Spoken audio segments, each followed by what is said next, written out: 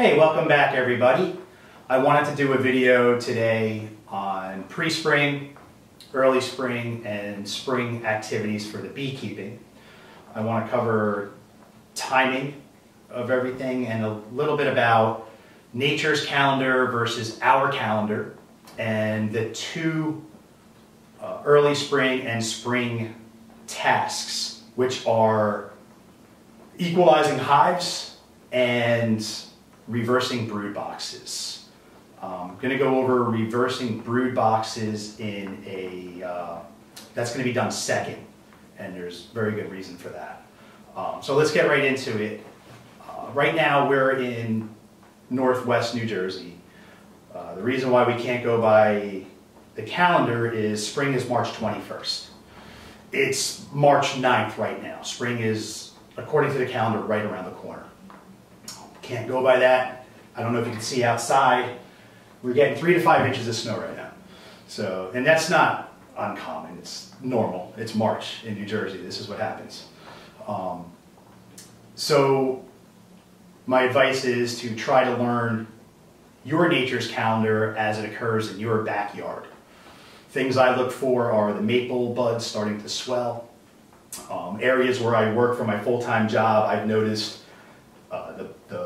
it's a little bit of a warmer climate there. I'm at a very high elevation, so I look at those lower elevations and I notice that some of the maples are actually breaking bud as of about a week ago, and they're going to be full-on flowering soon. So I know that we're right behind. So I am already thinking pre-spring, and the main task in pre-spring that I suggest is gathering data for early spring. And what I mean by gathering data is data about your hives. You can start looking at your hives. You're probably going in there anyway at this point if you get a nice day, just out of curiosity to see if your bees are alive.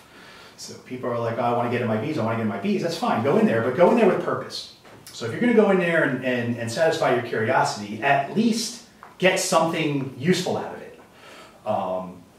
Mainly hive populations. So what I do when I pop the lids, I'm going in my hives not to satisfy my curiosity.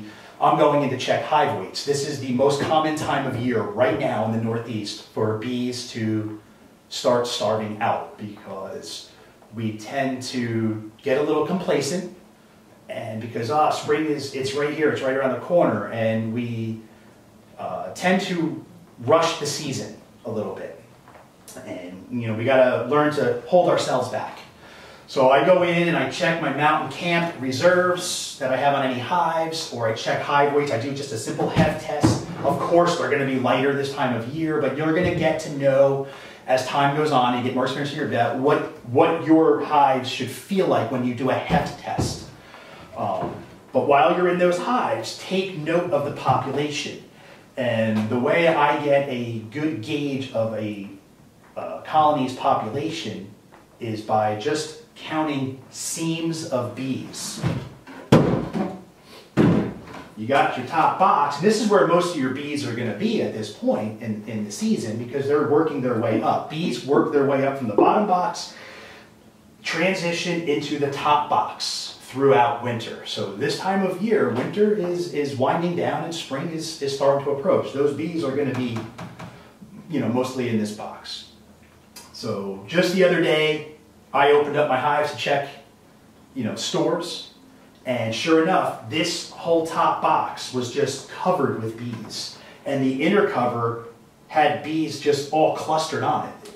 That hive, I know I have to keep an eye on that hive. I made a note, really strong hive, that hive number, and that yard has 4 hives in it.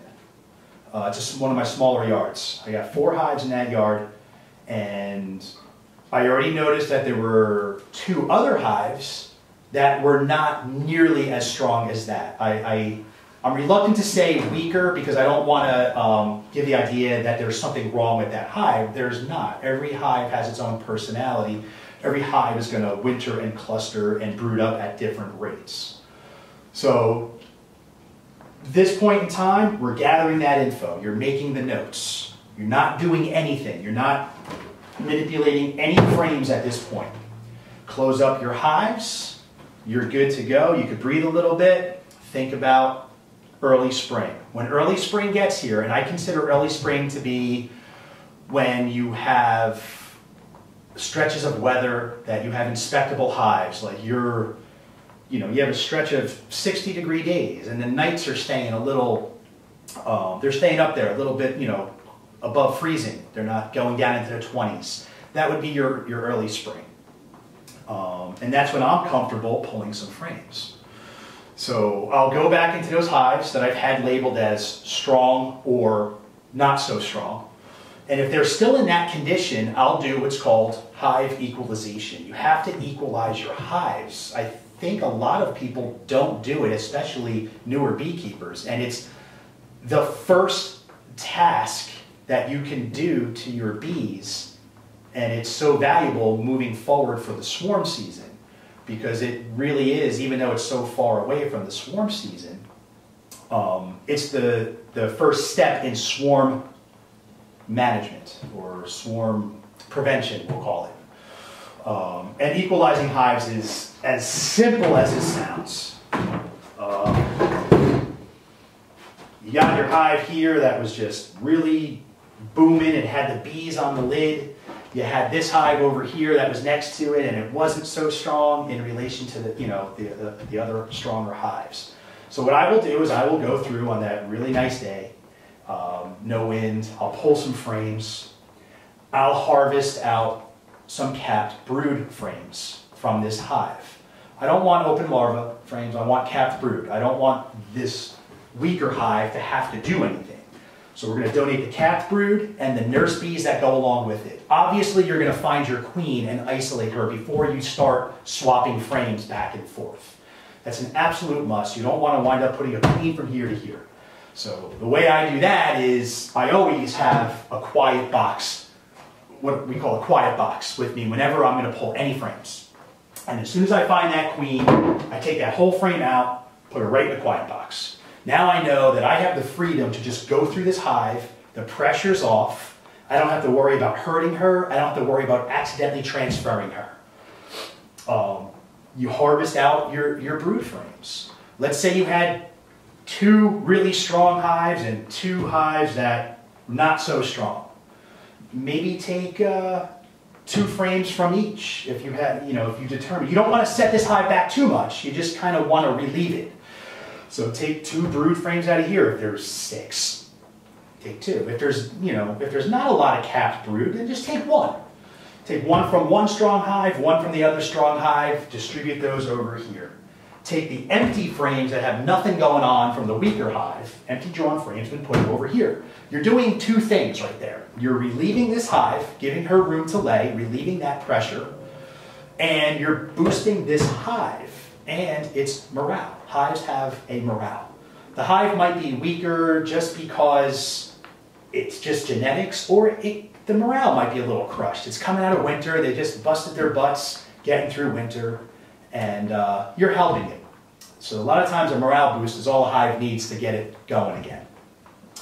The third thing that equalizing hives does is it gives you data moving even further forward.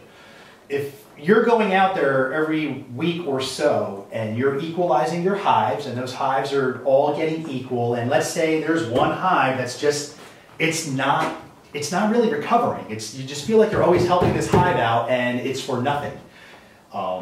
It may be time to make a decision. It might be time to requeen that hive.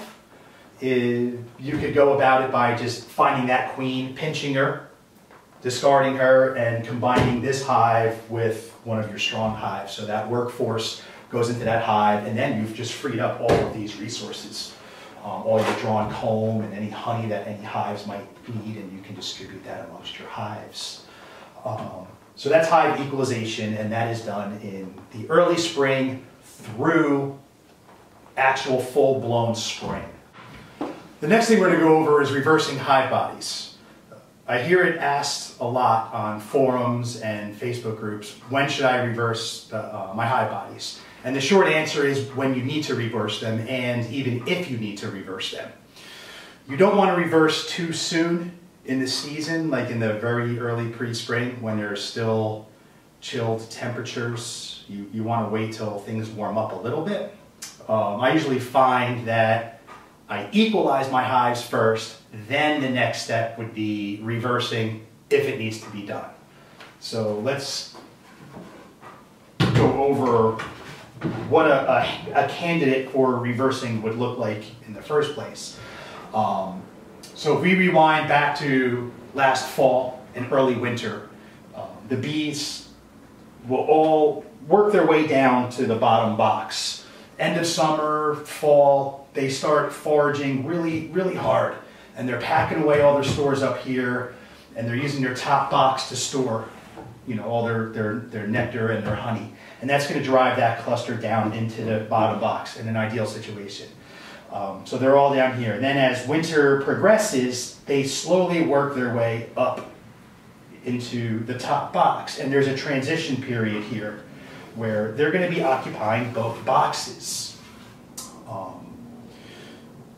A candidate for reversal of brood boxes would be all of the bees and larvae are in the top box, and there's very little going on down here, like just very little. That would be a candidate for reversing your hive bodies. You don't want to reverse them when it looks something like this, where you have a good amount of brood still in this box. If you do that, and you go ahead and you reverse that sphere, which represented the brood nest, is now split. You got a brood nest down here and still a pretty good sized brood nest up here. And if the temperatures do go down a little bit at night, or you get a really, you know, a cold snap after you've reversed your hive bodies, they're going to have to cluster. They're either going to abandon this and all go down here and clusters, and then these are all going to die, or they're just going to split cluster and make two separate clusters, and you're going to have two smaller compromised clusters. Either scenario is not a good scenario. So you don't want to reverse bodies too early, and you don't want to do it if they don't need to be reversed. So that's all there is on hive reversing. There is a bit of a middle ground that I sometimes do if I find my box is a candidate for reversing, but there's only a few frames of capped brood up top, and there's a lot of still honey and stores up top, or they wound up getting onto a flow, an early maple flow, and there's, you know, lots of stores going on here, and there's just a, you know, a little bit, you know, of brood here, and there's nothing going on down here. You can move the brood frames, just the brood frames down.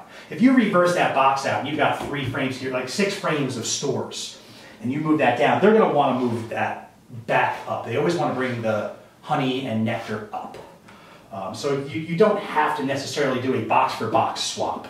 The goal is to get the empty drawn frames up top, always relieving that overhead pressure. So that's it. So in recap, we have the seasons. You have your pre-spring, you have your early spring, and then you have your actual spring. So pre-spring, you're gathering info. You're not doing any manipulations. It's still too cold. Very early spring, if you get some days, you could get in there. You could take that info that you've had from the past, you could equalize your hives. As temperatures progress and get a little more consistent, and those nighttime temperatures are staying higher, and your bees are all in the top box, and you want to reverse your hive bodies, that's the time to do it. Thanks for joining me, and we'll see you next time.